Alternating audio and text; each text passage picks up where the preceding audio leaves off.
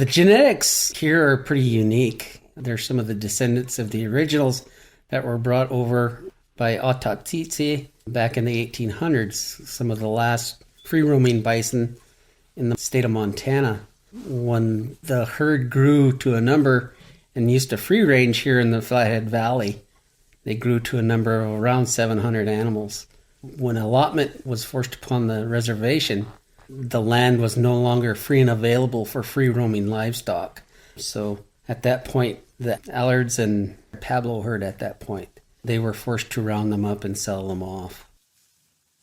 Genetics are very unique in bison also, as they are some of the purest of the bison themselves. There are very few genes that are integrated with cattle, so it's very important for the species conservation and very important for this herd especially. So when we start the gathering or pre-gathering week before or so, the bison are already kind of moving into the area that we need them. By the time they get to where they need to go out on horseback and gather more of the bison, that's some of the final push. The horses enable us to get into areas where mechanical vehicles such as four-wheelers and trucks and people really can't get into unless you have a pretty agile animal to also follow the bison.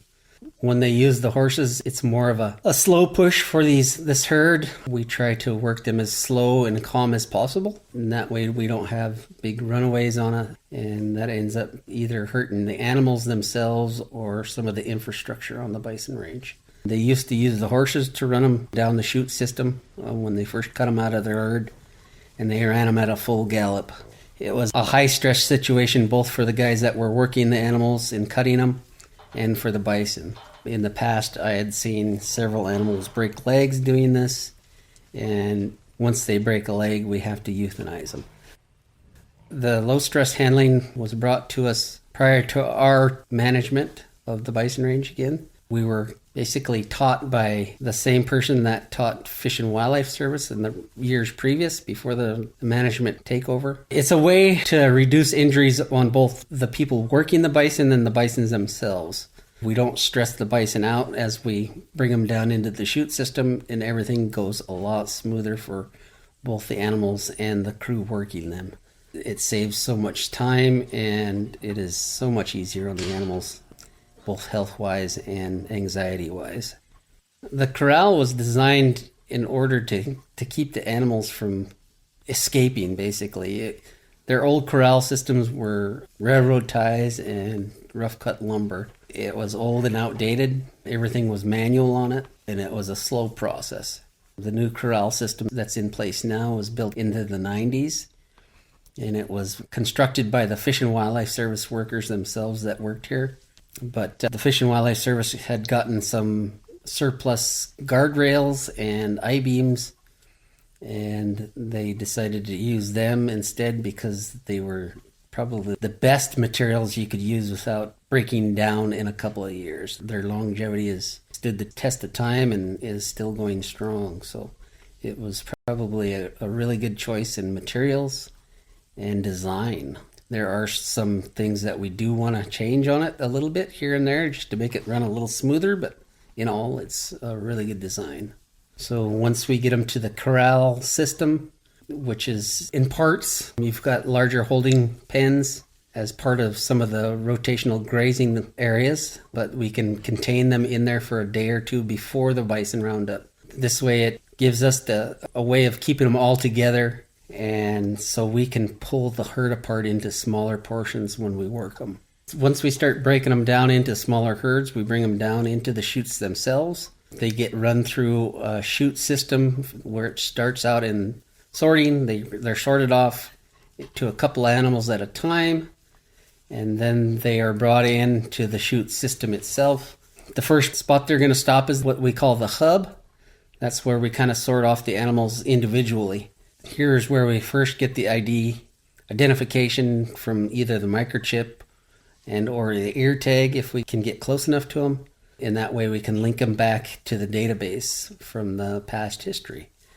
We also do a health assessment at that time and determine whether that animal is part of this year's health assessment for blood draw and disease testing and or is going to be culled for herd population.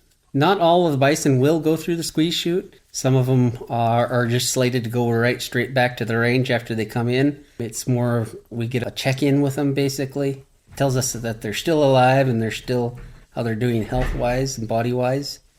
Some of them will just go straight back to the range, and some of them will get sent to the chute, whether they've got blood that needs to be pulled for health assessment and disease, and or they have existing condition at the time that we can maybe treat, maybe a gore wound or some pink eye.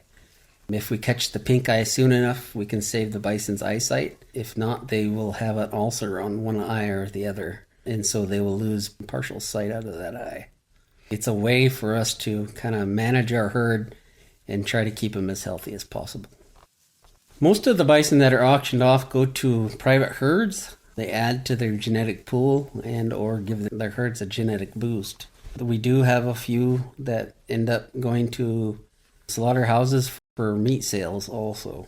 But I would say the majority of them go to other private herds and help out with their genetic diversity.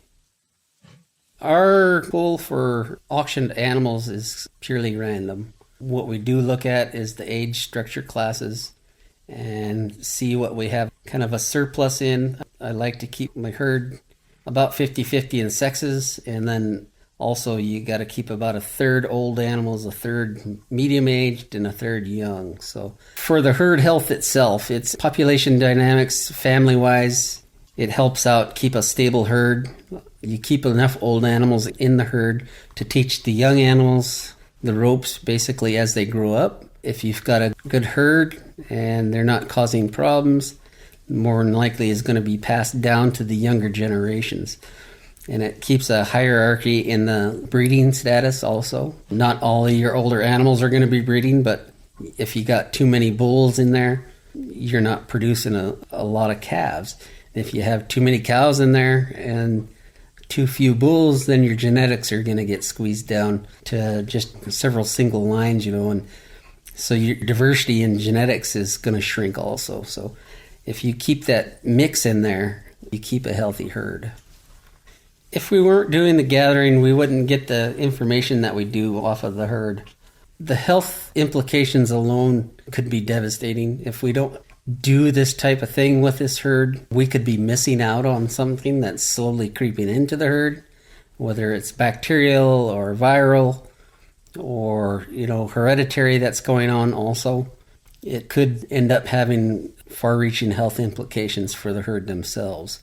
This way, if we do work them at least every 2 years, we do get somewhat of a picture on how they are health-wise, and it gives us a sense of what our population looks like, age structure-wise also.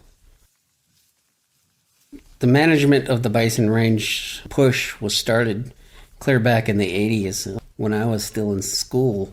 The tribe had lost this land to allotment, and also it was the Bison Range itself was pulled out from underneath us in the history of the reservation here as a bison refuge.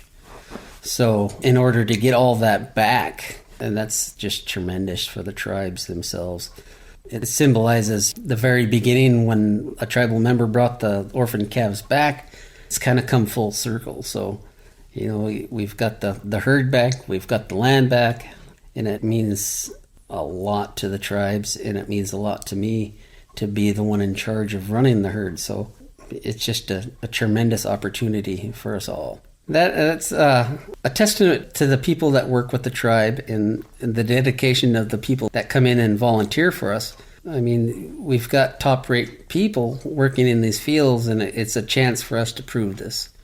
We can manage animals. We do have the quality people to do it. And I think give us a few years and, that's going to shine through more and more.